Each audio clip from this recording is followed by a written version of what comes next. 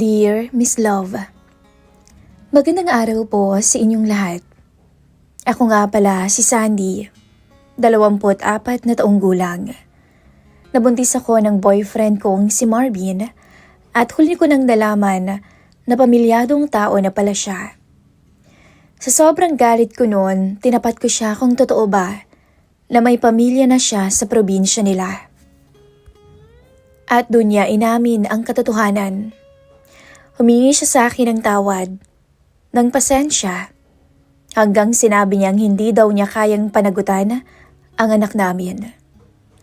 Simula nung mga nakako, hirap na ako sa buhay. Hindi lang sa pera, pati sa emosyon. Hanggang sa kung ano-ano na ring trabaho ang pinapasok ko.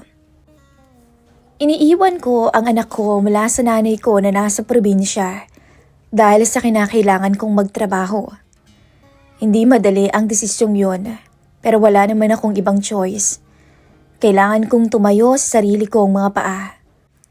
At nung mawalan ulit ako ng trabaho, nag-end yung kontrata ko. Doon na ako napunta sa bahay nila Tita Ruth at Tito Berhel. Si Tita Ruth ang ate ng nanay ko. Siya yung tumulong sa akin nung malaman niyang hirap na ako. May kaya sila sa buhay. May sariling bahay sa isang tahimik na subdivision. Kailangan nila na mag-aalaga sa anak nila dahil busy si Tito sa negosyo, pati na rin si Tito sa trabaho. Dito ka na muna, Sandy, sabi ni Tita Ruth noon. Huwag kang mahiya ha, parang anak na rin naman kita. Doon nagsimula ang lahat. Unang araw ko sa bahay nila, ramdam ko agad ang bigat ng katahimikan. Maayos yung bahay, malinis at wala namang problema. Pero sa loob ko punong-puno ako ng takot at hiya. Hindi kasi ako sanay sa ganito. Si Tito Berhel ang unang sumalubong sa akin. Matangkad siya, moreno ang balat. Hindi siya yung tipo ng lalaking palabiro o maingay. Sandy, tanong niya. Magandang araw po, Tito. Sagot ko habang nakayuko. O siya, alam mo naman ang gagawin mo dito. Mag-aalaga kay Gino. Isipin mo na lang din bahay mo to. Mag-relax ka kapag pagod ka na, okay? Simple lang ang sinabi niya. Pero hindi ko alam kung bakit parang may kakaibang tama sa akin ang boses niya. Iniisip ko normal lang to. Bagong environment. Lumipas ang mga araw. Natutunan ko ang routine nila. Gigising ako ng maaga para asikasuhin ang bata. Magluluto, maglilinis. Si Tita Ruth ang madalas na wala. Palaging may meeting, palaging may lakad. Si Tito Berhel naman minsan work from home, minsan lalabas. At doon ko siya mas nakilala. Hindi siya madaldal na lalaki pero maalaga naman. Kapag nakikita niyang pagod na ako, kukunin niya ang bata. Kapag gabi at tahimik na ang bahay, sabay kaming kumakain o kaya naman ay nanunood ng balita.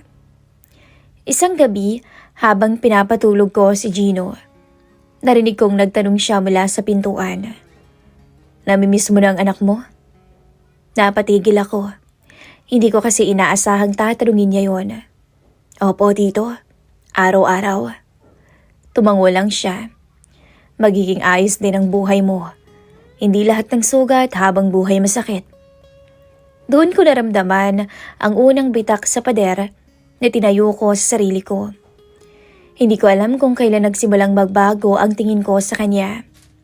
Siguro nung minsang nagkasakit ang bata at hindi umuwi si Tita Ruth. Si Tito Berhel ang tumulong sa akin buong gabi. Siya ang nagpunas ng noo ni Gino. Siya ang nagbubuhat kapag ayaw nitong kumalma at iyak ng iyak. Okay lang yan, Sandy. Kaya nga ako nandito para tulungan ka. Sa mga salitang yon, para bang may yumayakap sa puso ko. Alam kong mali. Alam kong may asawa siya. Alam kong tito ko siya kahit sa papel lang. Kaya pilit kong nilalayo ang sarili ko. Hindi nga ako tumatagal sa sala kapag nandun siya. Na hindi nga ako tumitingin ng diretsyo. Pero mahirap. Lalo na kapag nararamdaman mong may nakatingin sa'yo. Isang hapon, Habang pinapatulog ko si Gino sa kwarto, narinig kong nag-uusap sila ni Tita Ruth sa kusina. Hindi ko sinasadya pero rinig ko. "Pagod ka yata, Berhel," sabi ni Tita. "Okay lang. Napagod lang talaga. Salamat nga't nandito si Sandy. Malaking tulong." Hindi ko alam kung bakit parang may kurot sa dibdib ko sa sinabi niyang yun. Nung gabi ring yun, medyo nahirapan akong makatulog. Iniisip ko ang anak ko, ang buhay ko. At siya, si Tito Berhel. Hindi ko siya dapat iniisip. Hindi ko dapat to nararamdaman.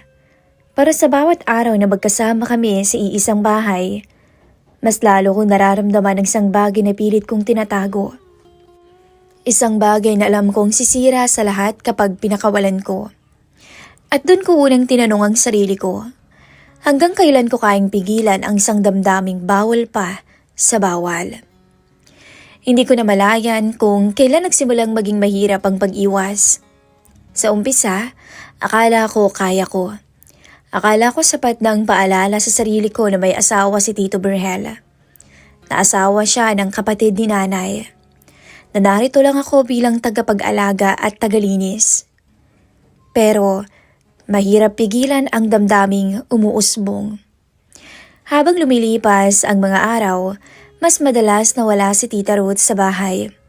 Lumalawak ang oras na magkasama kami ni Berhel.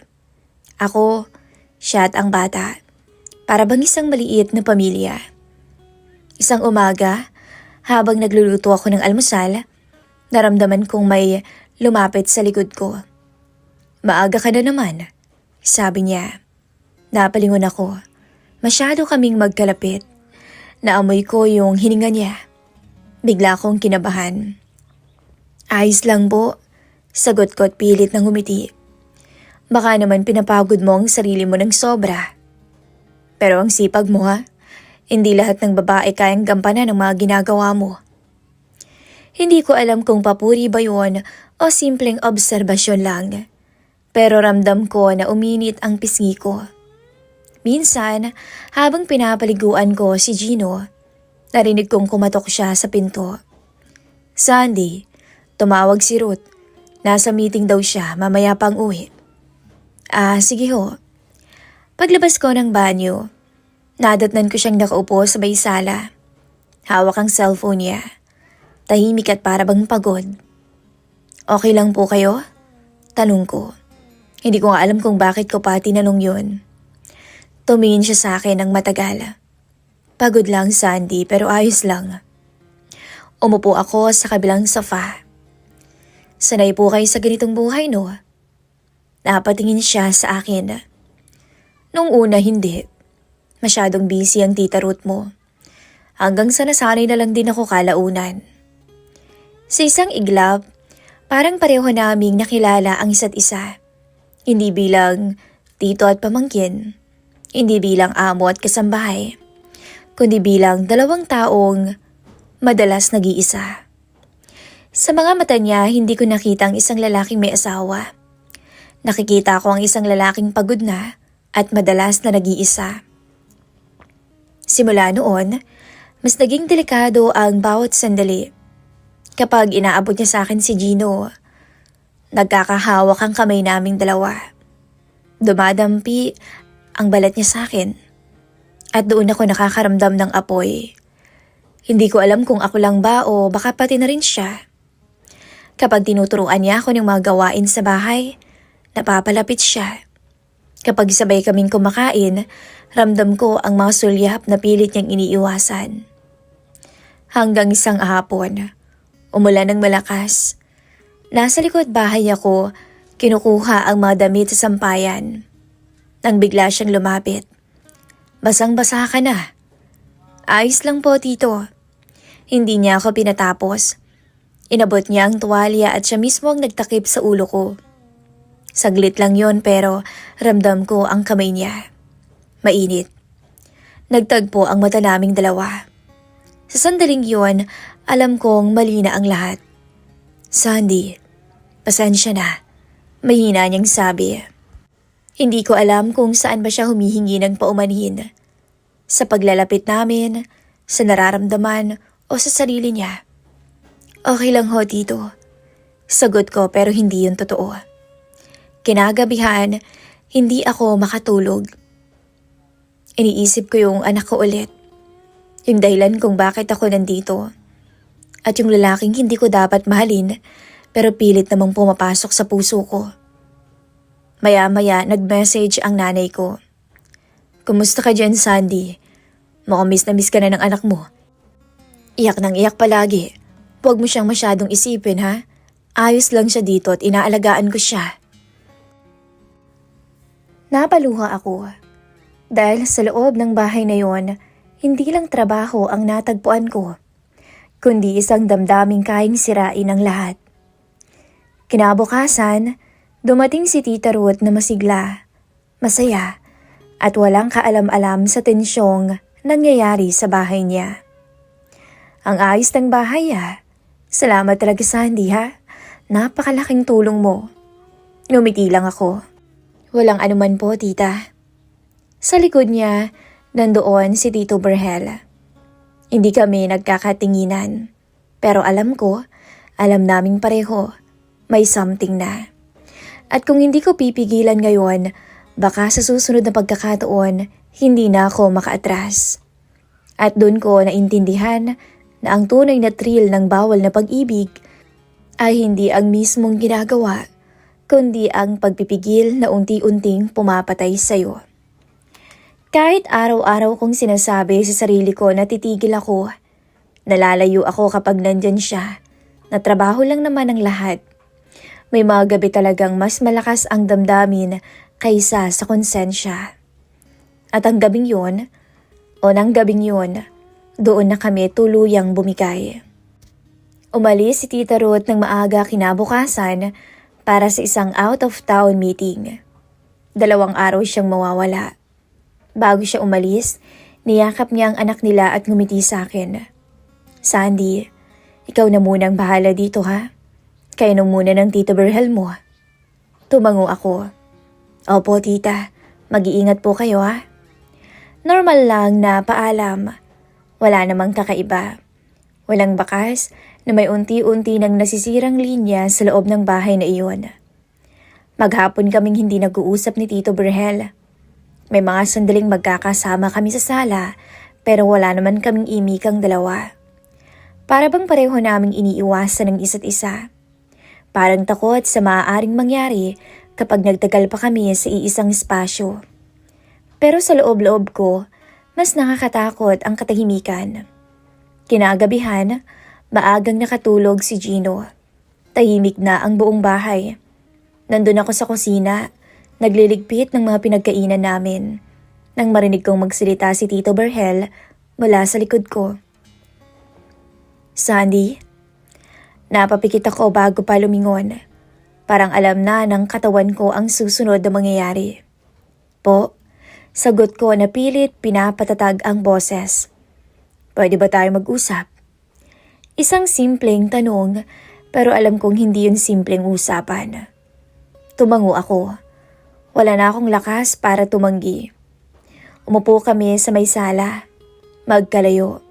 Pero ramdam ko ang bigat ng presensya niya. Matagal siyang hindi nagsalita. Parang hinahanap ang tamang salita.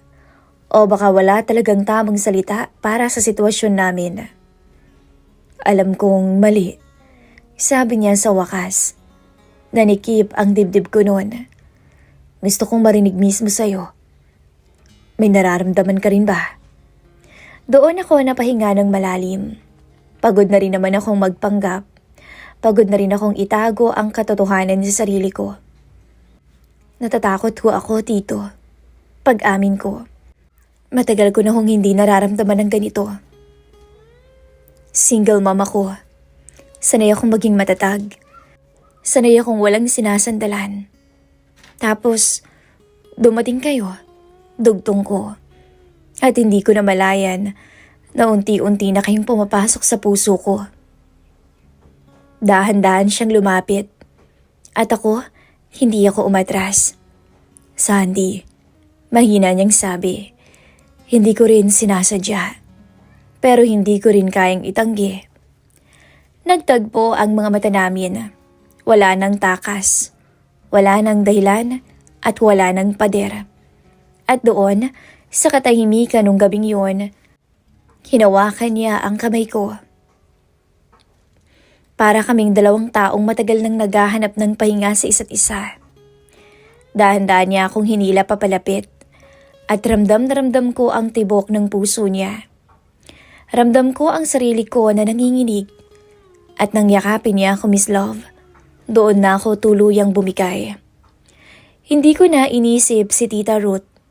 Hindi ko na inisip ang mangyayari bukas. Ang alam ko lang ng mga sandaling iyon, may taong yumakap sa akin, hindi bilang kasambahay, hindi bilang pamangkin, kundi bilang isang babae na may damdamin. Sa bawat pagdampi ng labi naming dalawa, kakaibang apoy ang nararamdaman ko. At sa bawat haplos, lalo akong nahuhulog. Maya-maya'y namalayan ko na lang na nasa kwarto na nila kami, magkayakap habang pinupunan ang pangangailangan ng isa't isa. Pagkatapos noon, magkatabi kaming nakahiga. Hindi kami nagkatinginan agad. Pasensya na ho kayo, Tito. Bulong ko. Wala kang dapat ihingi ng pasensya dahil hindi ko naman pinagsisisihan ang nangyari sa atin. Natawa ako ng mahina kahit may luha sa mga mata. Lumipas ang oras, bumalik ako sa kwarto ko. Pero hindi agad ako makatulog. Nakahiga ako at nakatitig sa kisame. Iniisip kung paano nagbago ang lahat sa loob ng isang gabi. Kinabukasan, parang bulto ang pakiramdam ko sa sarili kong katawan. Gumalaw ako sa bahay na parang walang nangyari. Nagluto at naglinis. Inalagaan ng bata. Si Tito Berhel, ganun din. Pero sa bawat sulyap, sa bawat sandaling magkakalapit kaming dalawa, alam naming pareho na hindi na kami katulad ng dati. Alam kong hindi yun isang beses lang. At ang mas nakakatakot, paano kung hanap-hanapin ko siya? Paano kung hanap-hanapin ko ang isang bagay na kailanman ay hindi pwedeng maging akin? Hindi ko na matandaan kung kailan nagsimulang maging normal ang lahat. Noong una, sinasabi ko sa sarili ko na minsan lang yun. Isang pagkakamali na hindi na uulitin. Pero ang problema, sa mga lihim na kasunduan, kapag walang malinaw na hangganan, unti-unti itong nagiging sistema. At ako, ang unang nasanay. Tuwing umaalis si Tita Ruth, parang may otomatikong pagbabago sa bahay. Alam namin pareho ni Tito Berhel ang ibig sabihin ng katahimikang yon. Hindi na kailangan ng salita. Isang tingin lang, isang maikling tanong, tulog na bang bata? At pareho na naming alam kung saan patutungo ang gabi. Hindi na ako nagtatanong kung tama pa ba to. Hindi na rin ako nagtatanong kung hanggang kailan ba. Ang alam ko lang, sa tuwing may mangyayari sa amin, may kakaibang pakiramdam ng seguridad pagkatapos. Dahil alam kong hindi niya ako pababayaan. Single mom ako. May anak akong umaasa sa akin. At kahit ayokong aminin, doon nagsimulang pumasok ang dahilan kung bakit hindi ako agad tumigil sa relasyon naming dalawa ni Tito Berhel. Isang gabi, matapos ang sandaling magkasama kami sa maliit na kwarto, nakaupo lang ako sa gilid ng kama, nagsusuot ng damit. Nagsalita ako. Tito, mahina akong tawag. Lumingon siya. Bakit, Sandy? Nag-isip muna ako. Nanginginig ang kamay ko noon. Hindi ko alam kung paano sisimulan, pero kailangan kong sabihin. May problema po kasi ako eh. Sa anak ko. Umupo siya sa tapat ko. Anong problema? May sakit kasi siya eh. Tapos may utang pa kami sa tindahan. Nahihirapan po kasi akong pagkasyahin yung sahod. Natahimik siya. Hindi siya sumagot kaagad. Doon ako kinabahan. Baka mali. Baka mamaya sa puntong to itaboy na niya ako. Magkano bang kailangan mo? Tanong niya sa wakas.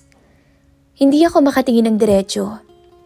Kahit kaunti lang po, Malaking tulong na yon, Tito Berhel. Tumango siya.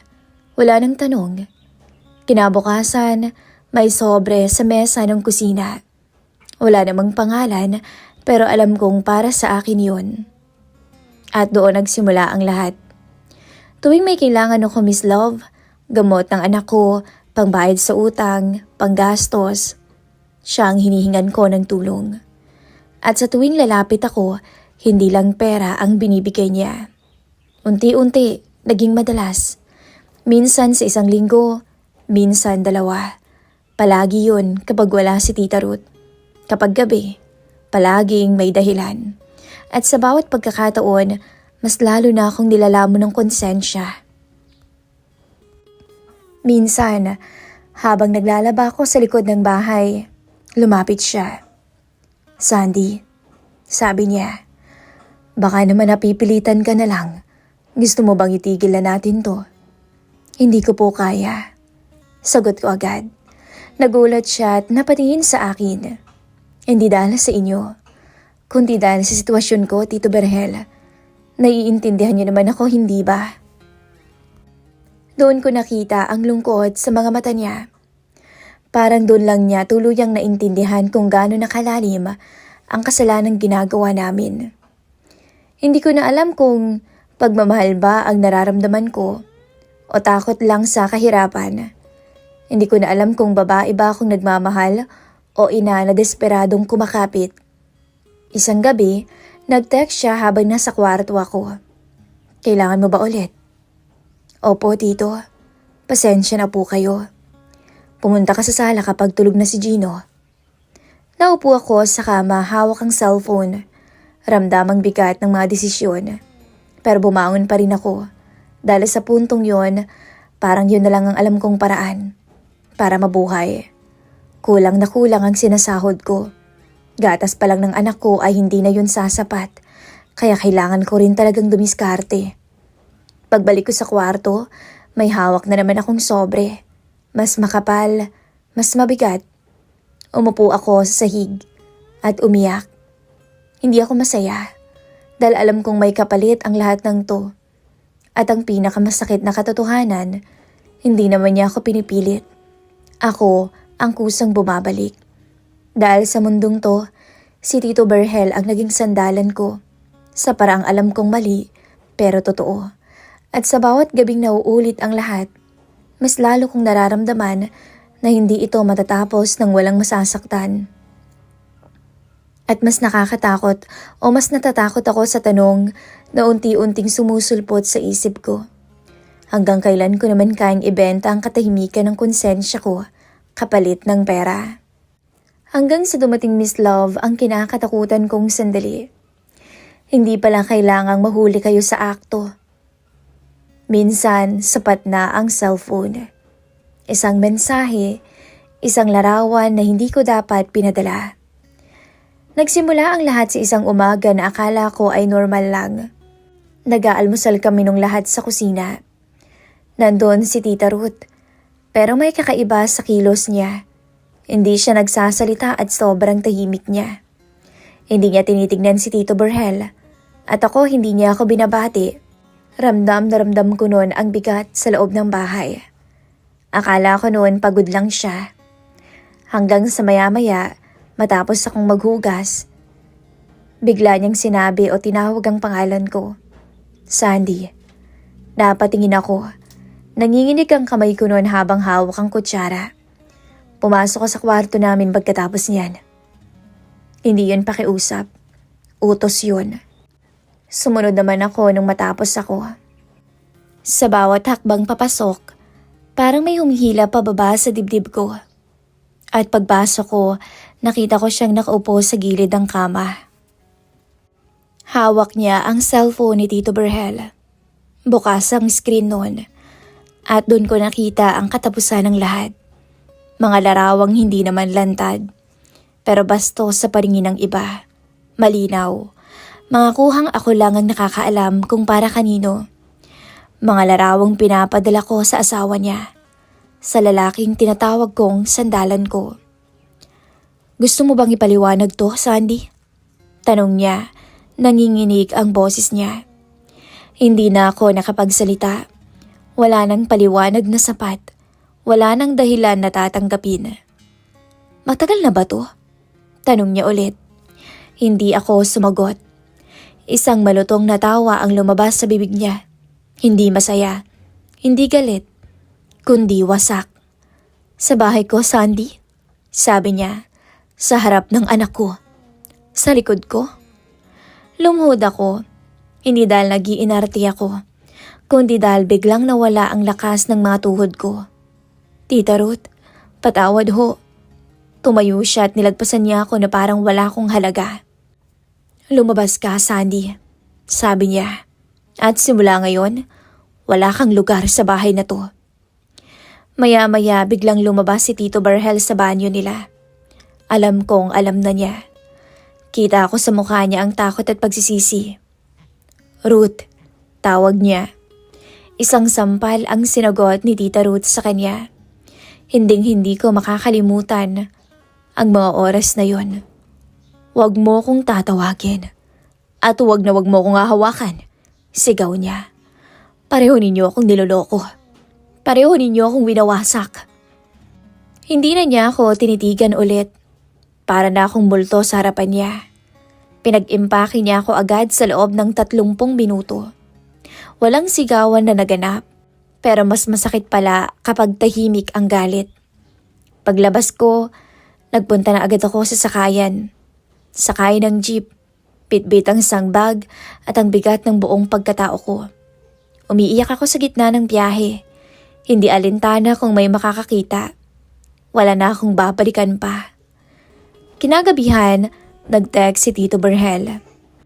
Patawad, Sandy. Hindi kita naprotektahan. Pasensya na po sa lahat-lahat dito. Pasensya ka na kung nasira ko kayo ni tita. Lumipas ang mga araw na punong-puno ng kahihiyan. Nagalit sa akin si nanay. May mga kamag-anak na tumalikod. May mga kaibigang nagme-message sa akin kung ano bang nangyari. At maraming mga bulong-bulungan sa likod ko. Naramdam ko kahit hindi ko naririnig. Pero sa gitna ng lahat, may isang malinaw na katotohanan akong hinarap. Hindi lang ako ang biktima ng sitwasyon. At ngayon, dala ko ang kapalit. Isang gabi, habang yakap ko ang anak ko, doon ko naramdaman ang tunay na sakit. Hindi dahil nawala si Tito Barhel, kundi dahil nakita kong muntik ko nang ilubog ang sarili ko sa isang buhay na hindi ko kayang ipagmalaki sa anak ko balang araw. Hindi ako bayani sa kwentong ito. Hindi rin ako inosente. Isa lamang akong babae na nagkamali ng paulit-ulit hanggang sa wala nang matira kundi aral. At kung may natutunan man ako, Miss Love, hindi lahat ng nagbibigay ay nagmamahal at hindi lahat ng pagmamahal ay dapat ipaglaban. Minsan, ang pinakamabigat na kabayaran ay ang sarili mong dangal. At yun ang dinala ko palayo sa bahay na minsan kong tinawag na kanlungan. Hanggang dito na lamang po ang aking istorya. Muli, ako po si Sandy. Merry Christmas and Happy New Year po sa ating lahat.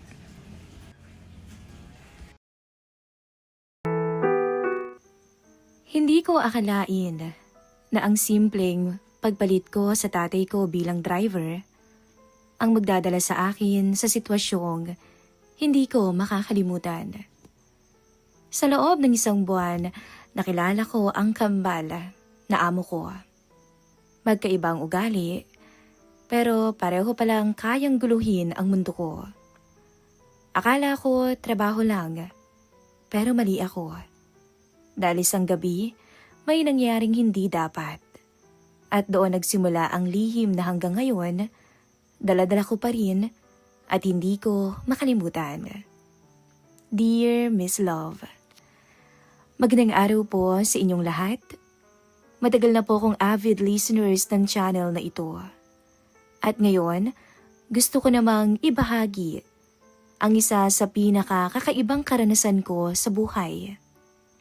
Hindi ito tungkol sa yabang o kung anong klaseng swerte.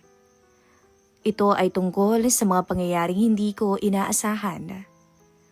Mga sandaling nagpabago ng pananaw ko sa trabaho, sa tao, at sa sarili ko. Miss Love, ako nga pala si Denver. 36 anyos. Isa po akong driver. Hindi kami mayaman. Hindi rin mataas ang pinag-aralan ko. Pero sanay ako sa mabibigat na mga trabaho at sa mga responsibilidad. Ang tatay ko ang matagal ng driver sa pamilya Marquez. Halos buong buhay niya doon na umikot. Pero nang magkasakit siya, ako muna ang pinakausapan niyang pumalit. Ber, pansamantala lang, sabi niya noon habang nagpapagaling lang ako. Hindi naman ako tumanggi. Para sa kanya kaya gagawin ko yon. Pagdating ko noon sa bahay ng mga Marquez, doon ko nakita kung gaano kalayo ang agwat ng buhay namin. Malaki talaga ang bahay. Tahimik at maayos ang lahat. Magagarbo rin ang mga kagamitan. Mag-asawang doktor ang amo ng tatay ko. Parehong busy sa buhay. Pero mababait ang mag-asawa. At marunong makisama sa mga tulad kong trabahador. Ngayon, naiintindihan ko na si tatay kung bakit nagtagal siya sa pamilyang yun. Denver, ikaw munang bahala sa amin habang nagpapahingan tatay mo. Sabi ng amo kong lalaki noon. Opo sir, gagawin ko po ang lahat ng makakaya ko. Sagot ko. At doon ko rin unang nakita ang kambal nilang anak. Si Ma'am Bea at si Ma'am Rhea. College student pa lamang sila. Parehong nasa early 20s. Magkamukha sila. Halos walang pinagkaiba kung titingnan mo lang. Pero habang tumatagal, doon mo makikita ang pagkakaiba nilang dalawa. Si Ma'am Rhea, laging may suot na salamin. May inihinto kung kumilos. Tahimik palagi at parang laging may malalim na iniisip. Madalas din siyang may daladalang libro o kaya naman laptop. Hindi siya palaimik, pero kapag nagsalita direkta. Si Ma'am Bea naman, kabaligtaran. Walang salamin, mas expressive, palabiro at magaan ang aura. Siya yung unang makikipagkwentuhan kahit nahihiya ka pa. Mawawala ang hiya mo dahil sa mga biro niya. Sa una, limitado lang ang mga usapan namin. Driver ako at amo ko sila. Alam ko pa rin ang lugar ko. Pero nagbago ang lahat nang umalis ang mga magulang nila. 1 linggo pa lang ako noon sa trabaho nang magpaalam ang mag-asawang Marquez. May 1-month trip sila abroad. Conference at pahinga na rin. Bago sila umalis, kinausap nila ako. Denver, sabi nung amo kong babae. Ikaw na munang bahala sa paghahatid sundo sa dalawa. Opo, ma'am.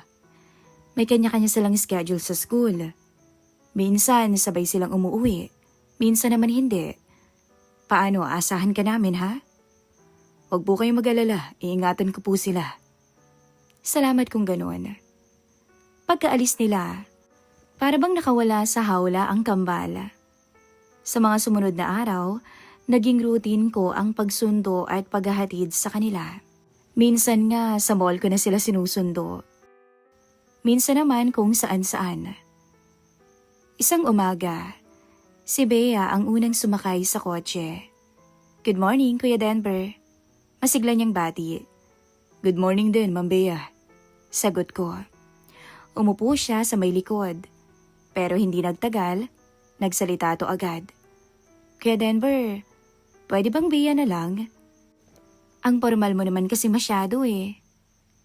Napangiti ako ng bagya. O sige kung yun ang gusto mo. Bea. Yan. Mas okay di ba? Sabi niya sabay tawa. Ilang segundo lang sumakay na rin si Ma'am Rhea. Tahimik to tulad ng inaasahan. Good morning po. May hinihinyang sabi. Good morning din, Ma'am Rhea. Sagot ko na medyo nag-aalangan pa. Tumango lamang to at umupo na. Habang nasa biyahe, si Bea ang madaldal. Kuya Denver, hindi mo kamukha ang tatay mo Wika nito Ganun ba? Ang nanay ko sigurong kamukha ko. Kaya pala Maya-maya sumingit si Rhea.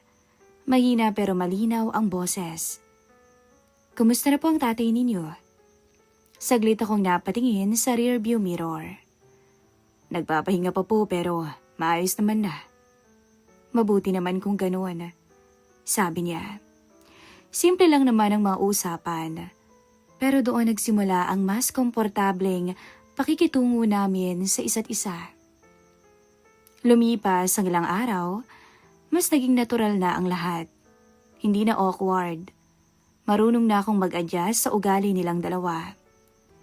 Hanggang sa isang gabi, malakas ang ulan at si Rhea ang sinundo ko sa school. May event yata sila kaya late nang nakauwi. Pagkapasok niya sa kotse, medyo nabasa siya. Pasensya na po, medyo natagalan. Ayos lang yun, Ma'am Rhea. Tahimik ang naging biyahe. Maririnig lang ang ulan at ang wiper. Maya-maya, siya nang unang nagsalita. Kuya Denver? Po? Pwede po bang bagalan na lang natin yung takbo? Oo naman. Binagalan ko ang andar. Salamat, sabi niya. Napansin ko na parang hindi siya komportable.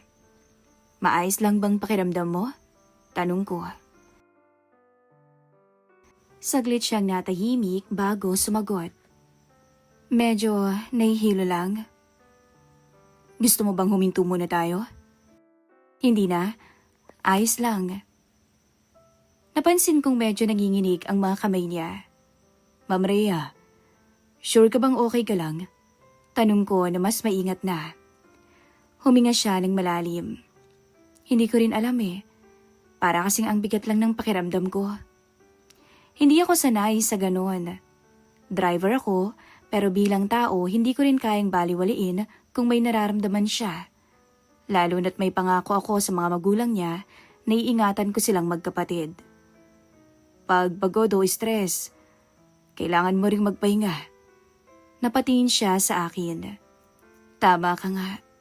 Tapos ngumiti. Napagod lang siguro ako kanina. Idagdag pa na wala akong masyadong tulog. Naku ma'am, alagaan yung sarili ninyo. Huwag mong masyadong abasuhin ang katawan mo. Bata ka pa, marami ka pang gagawin. Natawa siya. Ilang sandali pa, bumalik na rin siya sa sarili niyang composure. Sakto namang nasa garahe na kami. Sige ho, papasok na ako Kuya Denver, sabi niya. Mag-iingat po kayo. Bago siya tuluyang bumaba, napalingon pa siya sa akin. Kuya Denver? Po? Salamat Hindi lang sa ligtas na pag-uwi. Hindi ko na tinanong kung ano pa ang ibig niyang sabihin. Pero sa gabing iyon, nakita ko ang kakaibang tingin niya sa akin.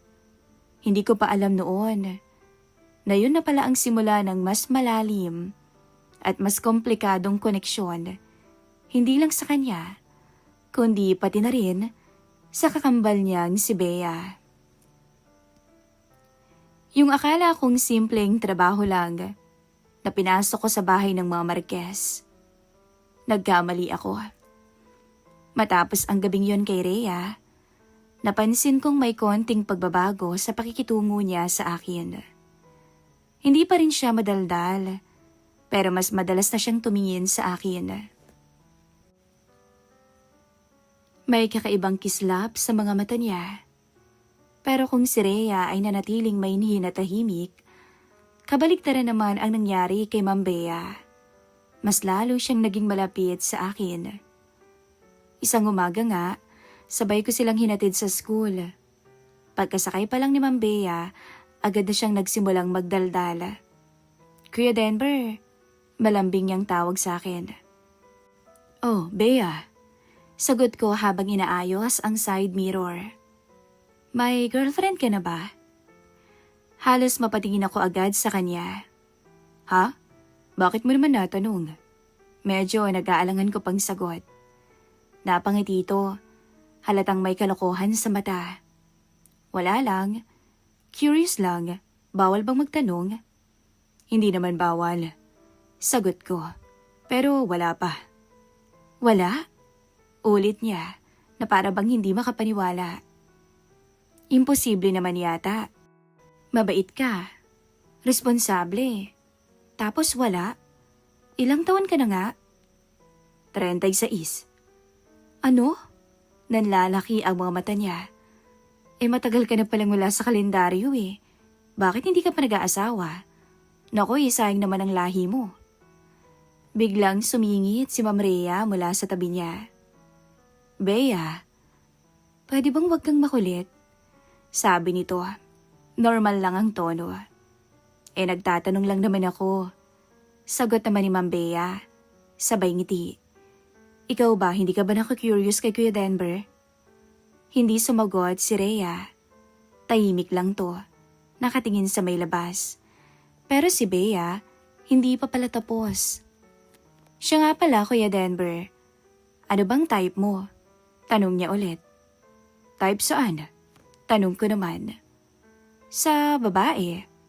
Gusto mo ba ng maganda, makinis, o maputi? Tanong niya. Napailing ako. I'm serious. Sabi niya na may halong biro pa rin ang boses. Simple lang naman, Ma'am Bea. Yung marunong rumispeto at mabait. At syempre maganda rin. Sabi ko. Okay lang naman ba sa'yo yung medyo makulit? Tanong niya sabay kindat. Napangiti na lamang ako. Depende kung gaano kakulit. Sabi ko. Tingnan mo nga naman oh. Sabi niya sabay tawa. Mukhang may pag-asa yata ako ah. Bea, singit ulit ni Ma'am Rhea. This time medyo seryoso na. Tama na nga yung pangungulit mo kay Denver. Okay. Fine. Sagot niya. Pero halata mong natutuwa siya sa mga tinatanong niya. Simula noon, halos araw-araw ganun si Ma'am Bea. Lagi tong may banat, laging may mga biro, at paminsan-minsan, para bang may mga laman ang mga sinasabi niya.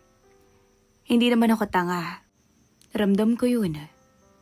Pero lagi kong pinapaalala sa sarili ko, driver lamang ako. May hangganan ang dapat kong galawan. Tsaka sadyang ganun lang siguro talaga si Ma'am Bea. Lumipas ang mga araw, mas naging normal ang lahat. Si Bea tuloy sa pang-aasar. Si Ma'am Rhea, tahimik, pero paminsan-minsan ay may mga tanong na rin na mas personal. Hanggang isang gabi. Tahimik na ang buong bahay. Lahat ay nasa kani-kanilang kwarto na. Ako naman ay nasa likod ng bahay, doon sa maliit na tambayan. Masarap kasi ang hangin doon at presko. Madalas talaga ako doon. Naglalaro ng Mobile Legends sa cellphone ko habang nagpapahinga. Doon ako madalas nagre-relax kapag tapos na ang mga trabaho. Tutok ako sa laro nang bigla kong maramdaman na may umupo sa tabi ko. Akala ko nung una, isa sa mga kasambahay. Pero nang lumingon ako, nagulat ako. Si Ma'am Rhea. Nakasalamin, nakasuot ng simpleng sando, pero ibang aura niya. Ang ganda at ang puti. Ma'am Rhea, gulat kong sabi, anong ginagawa niyo dito? Hindi siya agad sumagot. Umupo lang siya ng maayos at nakatingin sa akin. Pwede ba akong tumabi? Tanong niya. Oo naman. Sagot ko kahit halata sa boses ko ang pagtataka. Ilang segundo kaming tahimik. Anong nilalaro mo? Tanong niya. ML. Sagot ko. Marunong ako niyan. Sabi pa niya. Napatingin ako sa kanya. Talaga? Tumangoy siya. Oo. Minsan naglalaro ko pag walang magawa. O kaya naman stress. Medyo natawa ako. Ikaw? Naglalaro? Hindi ba halata? Sagot niya na may bahagyang ngiti. Hindi masyado eh. Pag-amin ko. Tahimik ulit, pero this time hindi naman na awkward. Hanggang sa muli siyang magsalita. Denver? Po?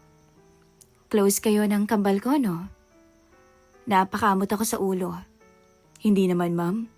Madaldal lang talaga siya. Pero sumasabay ka rin, sabi niya. Ganun lang talaga ako makisama. Sagot ko. Tumango siya. Oo nga pala, mabait ka nga.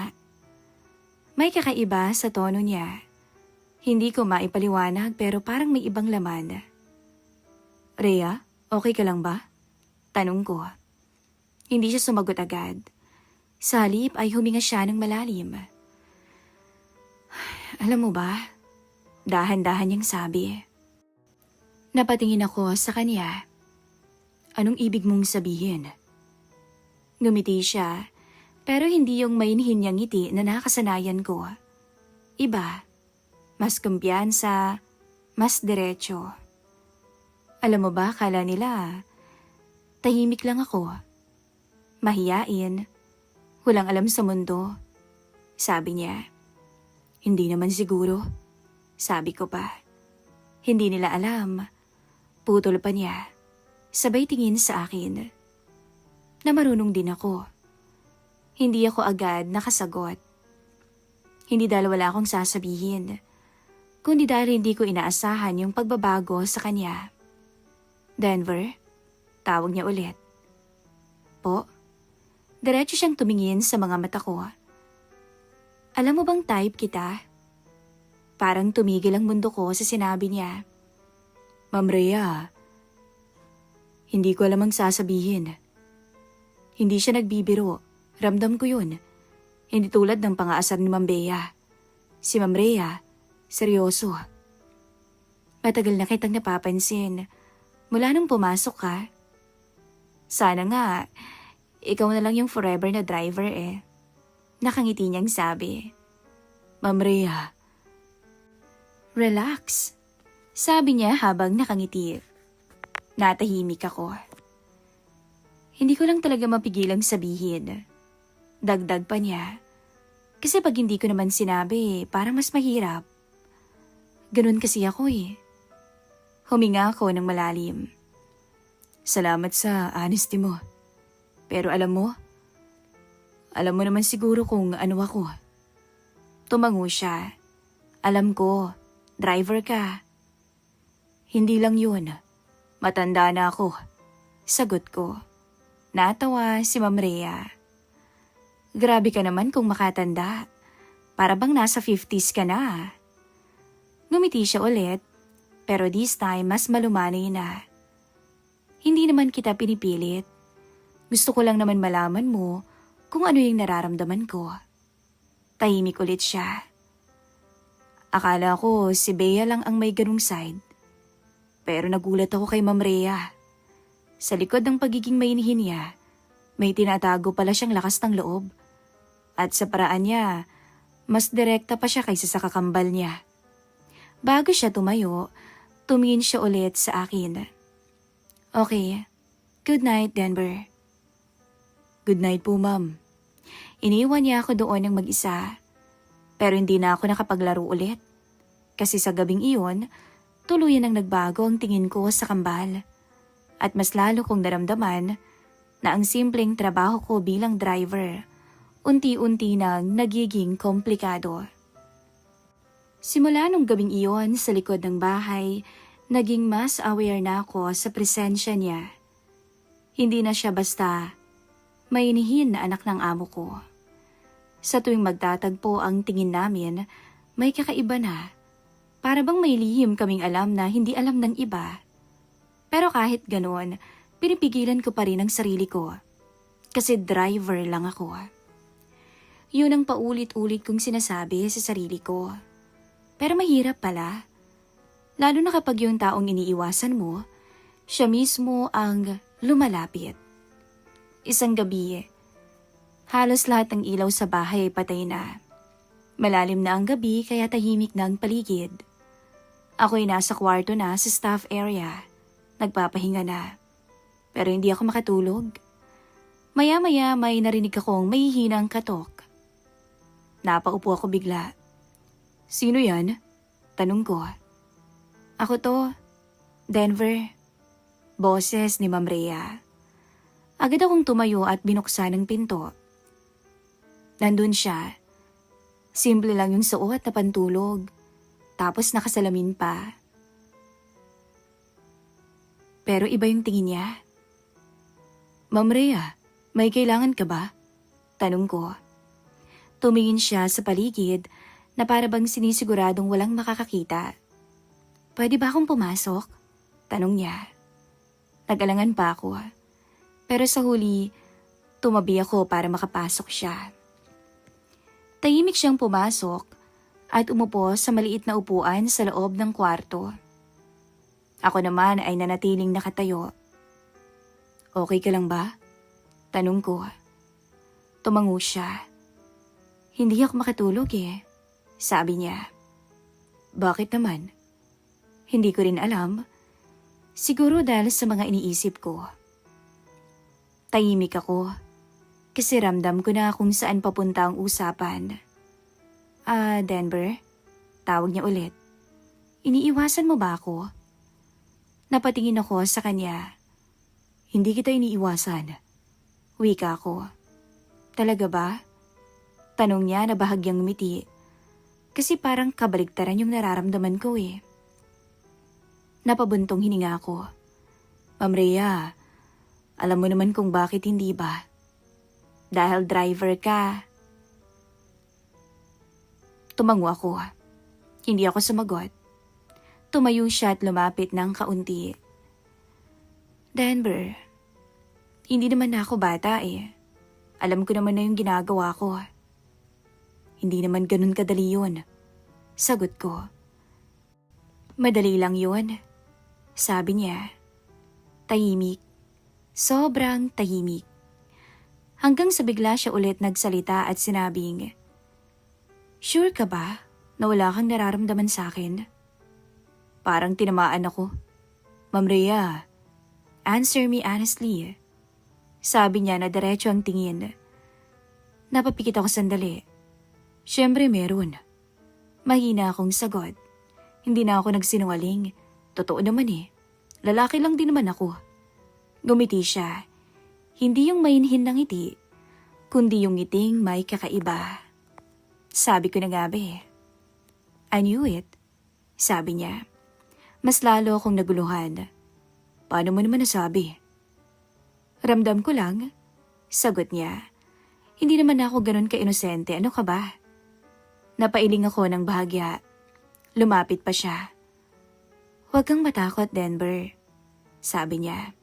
Teka, sigurado ka ba sa ginagawa mo? Tanong ko na halata ang pag-aalangan sa boses ko.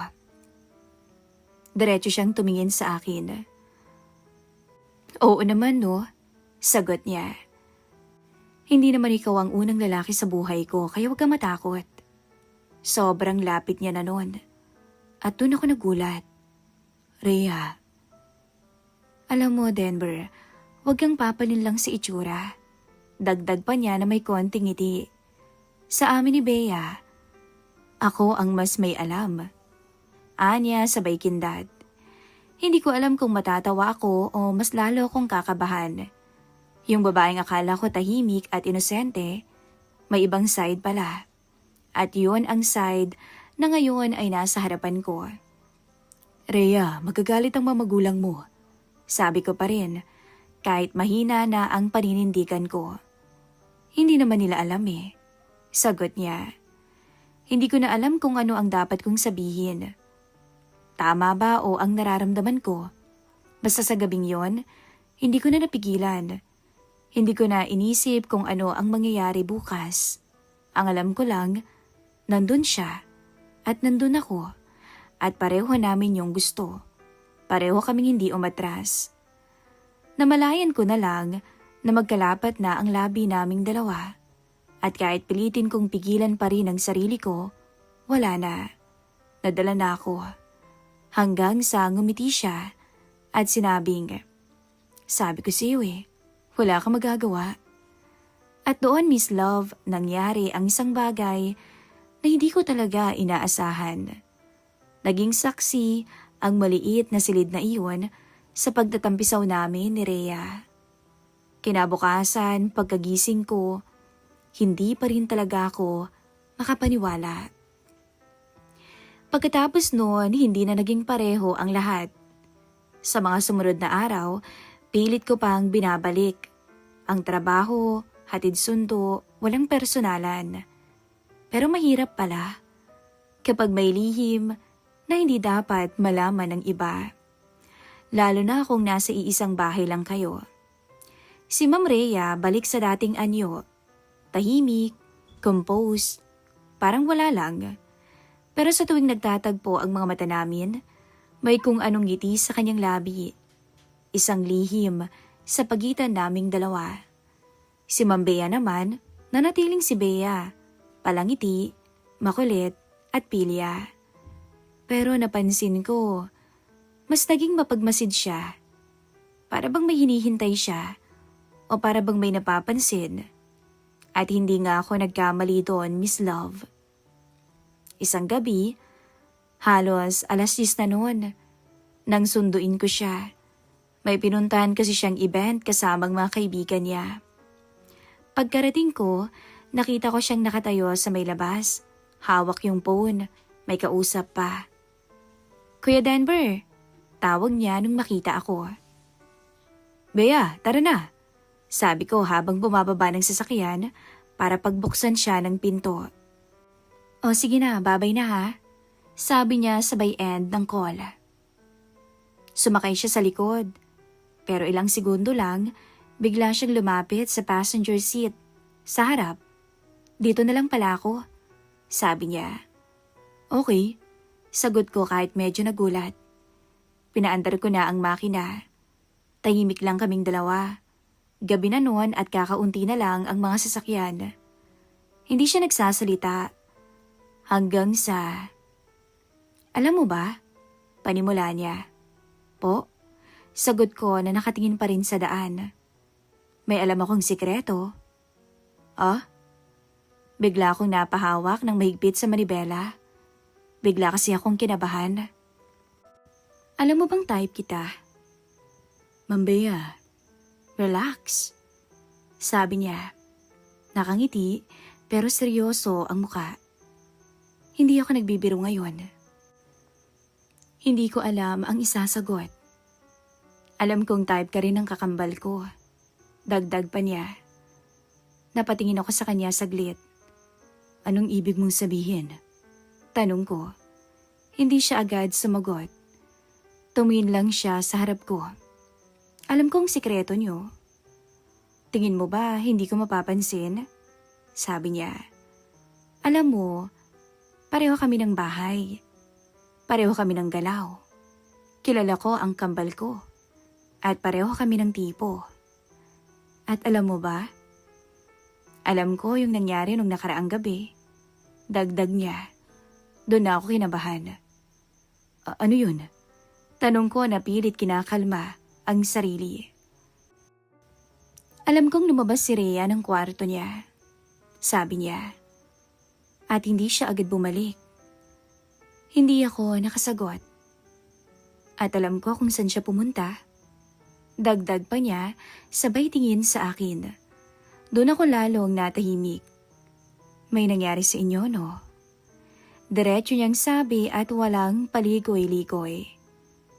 Napabuntong hininga ko. "Ma'am Bea, hindi naman kita isusumbong kila mama at papa Putol niya agad. Napatingin ako sa kanya. Hindi naman ako ganon. Hindi naman ako sumbongera sabi niya. Pero, may hihilingin ako. Dagdag pa niya. Ramdam ko na kung saan papunta yon. "Ma'am Bea, pakinggan mo muna ako." Sabi niya na medyo malambing na ang tono. Tumango ako. Alam kong mali. Alam kong komplikado. Pero hindi ko rin naman mapigilan. "Bea," mahina akong sabi. Tingnan mo naman ako, sabi niya. Napatingin na ako sa kanya. Hindi na siya yung pilyang dalagang nakita ko noon. Seryoso siya. Hindi ako galit. Hindi ako naiinggit. Pero ayoko rin na siya lang yung may ganong alaala. Dapat parehas kami. Kasi nga kambal kami. Hindi ako nakapagsalita. Sige na. Kahit ngayong gabi lang. Bea, hindi naman to laro. Sagot ko. Hindi ko naman sinasabing laro to eh. Alam ko ang ginagawa ko. Hanggang sa napahinto ako sa isang gilid ng kalsada. Hindi dahil may problema, kundi dahil kailangan kong huminto. Kailangan kong mag-isip. Bea, kung gagawin natin to, mas lalo lang magiging magulo. Magulo na nga eh. Sagot niya na bahagyang ngumiti. So bakit pa tayo matatakot? Napapikit ako sandali. Hindi ko na alam kung ano bang tama. Hindi ko na alam kung ano bang dapat. Ang alam ko lang, pareho silang nasa buhay ko ngayon. At pareho nila akong hinihila sa iisang direksyon. Pagkadilat ko, nakatingin pa rin siya sa akin. Hindi nagbabago ang desisyon niya. At dun ko napagtanto na hindi lang pala si Rhea ang may tinatagong lakas ng loob. Pati si Bea. Mas direkta nga lang, mas malinaw at mas handang sumugal. Sa gabing iyon, Miss Love, hindi na rin ako nakatanggi. Hindi ko na pinilit pigilan ang isang bagay. At dun ko talaga masasabi kung gaano ako kaswerte. Ewan ko ba kung kayo rin may ganong karanasan? Basta ako, hindi ko talaga makakalimutan yun.